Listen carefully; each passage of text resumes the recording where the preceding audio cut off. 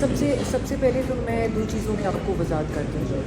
سب سے پہلی چیز جو ہے کہ آج اگر آپ مریم اورنگزیب صاحبہ کی پریس کانفرنس دیکھیں تو جو ان کا غم اور غصہ تھا، جس طرح وہ چیخ رہی تھی، جس طرح وہ چلا رہی تھی، سب سے پہلے تو ہماری جو پاکستان کی عوام ہے وہ مبارکباد کی مستحق ہے کہ انہوں نے ان کے تمام ظلم اور جبر کو، ان کی تمام سازشوں کو اللہ کے فضل و کرم سے اپنی ووٹ کی طاقت سے ناکام بنایا۔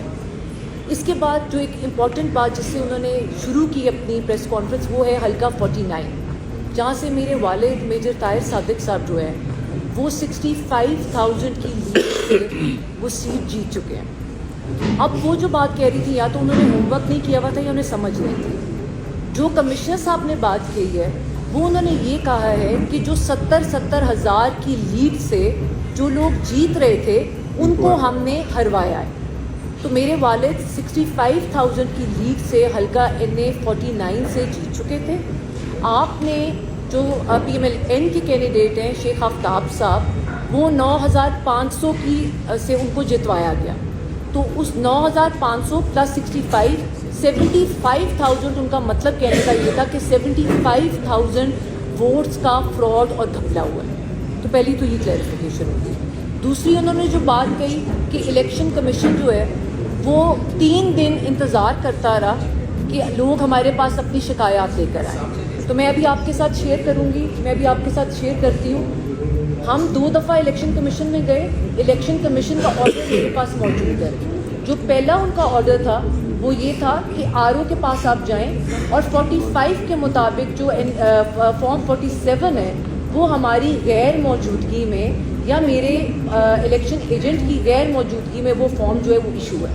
ہم وہ لے کے RO کے آفس گئے، الیکشن کمیشن کا آرڈر، جب ہم وہ لے کے RO آفس گئے تو RO صاحب وہاں پہ موجود نہیں تھے، وہ غائب تھے، وہ ہمیں کسی جگہ نہیں ملے، RO کے آفس میں تالے لگے ہوئے تھے۔ ہم دوبارہ واپس گئے نیکسٹ ڈے الیکشن کمیشن دوبارہ، وہاں سے انہوں نے ہمیں دوبارہ یہ آرڈر دیا کہ اب آپ DRO کے پاس جائیں، اور DRO صاحب کو پابند کیا کہ آپ فارم 45 کے مطابق ان کو بٹھا کے فارم 47 شائع کریں۔ جب ہم دوبارہ DRO صاحب کے پاس گئے تو وہ بھی غائب تھے، دفتر میں تالے لگے ہوئے تھے۔ اب ہم تیسری دفعہ دوبارہ الیکشن کمیشن آج گئے ہیں۔ ساتھ ساتھ الیکشن کمیشن سے کے اوپر بھی ایک سوالیہ نشان ہے کہ اگر آپ کے ROs اور آپ کے DROs آپ کی بات، آپ کے آرڈر کو ماننے کے لیے جا رہے ہیں تو یہ کیا الیکشن ہے؟ اس کے بعد تیسری جو امپورٹنٹ بات ہے جو آج انہوں نے اپنی پریس کانفرنس میں کی، دس از دا موسٹ امپورٹنٹ تھنگ۔ آپ نے کہا کہ کمشنر صاحب سے کون مل رہا تھا، کون فون پہ باتیں کر رہا تھا، کیا وہ کھا رہے تھے، کیا وہ پی رہے تھے، کب وہ سوتے تھے، کب وہ اٹھتے تھے، یہ امپورٹنٹ نہیں ہے۔ امپورٹنٹ یہ ہے کہ جو اگر آپ کے بقول وہ الزام ہے تو امپورٹنٹ یہ ہے کہ ان کو آپ بلائیں۔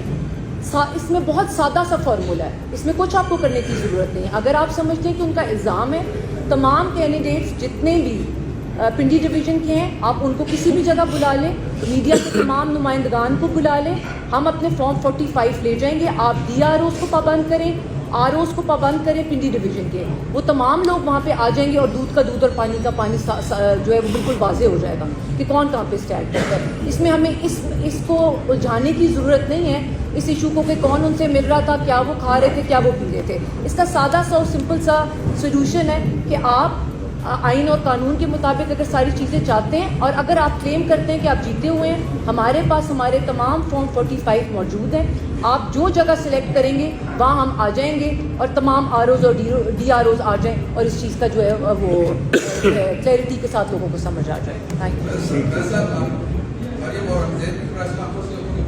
یو۔ میں نے بات کرنی ہے بیٹی ادھر آ جائیں۔ میں میجر ریٹائرڈ لطاسب صدیق NA 51 مری کوٹلی ستیاں کوٹا اینڈ کلر 4 تحصیلوں پر مشتمل ہے حلقہ۔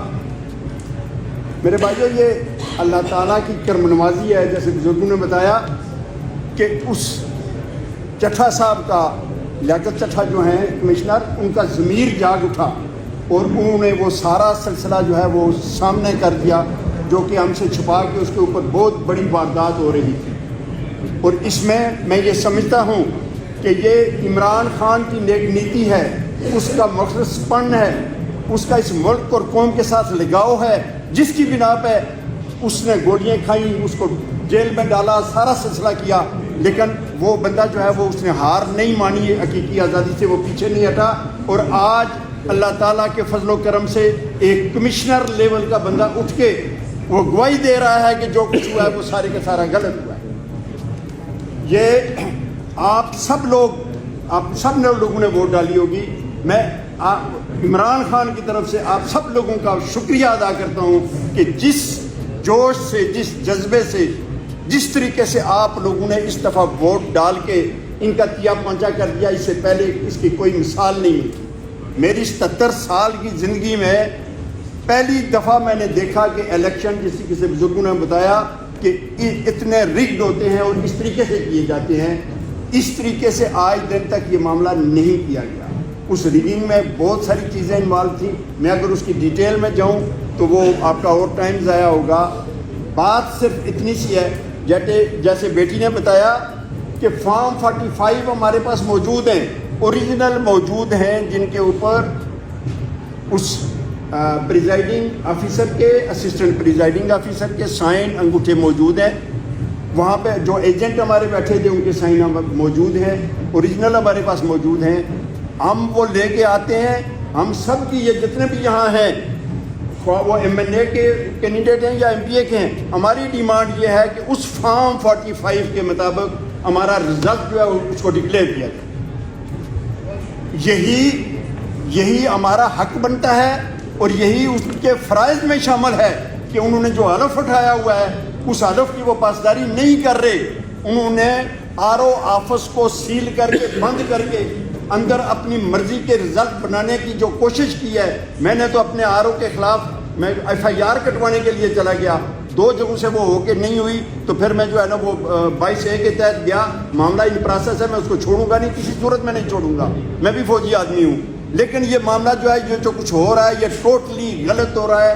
اس سے پہلے یہ عوام کا پیسہ لوٹتے رہے, آج انہوں نے عوام کا مینڈیٹ لوٹا ہے. نہیں لوٹنے دیں گے ہم اس کو, انشاءاللہ کسی صورت میں نہیں لوٹنے دیں گے. اور یہ کمشنر صاحب نے جو بات کہی ہے یہ 100% ٹھیک ہے. کمشنر کے نیچے D C D R O ہے, اس کے بعد آر اوز جو ہیں وہ اس کے انڈر کمانڈ ہیں. وہ جا کے اگر اٹک میں جو ہے نا وہ پولنگ اسٹیشن کو وزٹ کرتا ہے اور دیکھتا ہے کہ کیا ہو رہا ہے کیا نہیں ہو رہا, اور اس کی یہ اتھارٹی نہیں ہے کہ وہ نیچے ان لوگوں کو آرڈر دے کہ آپ صحیح کام کریں. اس نے جب یہ آرڈر نہیں دیا اور وہ کام ہوتا رہا تو آخر اللہ تعالیٰ نے کرم کیا اور اس کا ضمیر جاگ اٹھا اور وہ بول پڑا. جب وہ بول پڑا تو اس کے مطابق ابھی اس معاملے کو ہم کسی صورت میں نہیں چھوڑیں گے.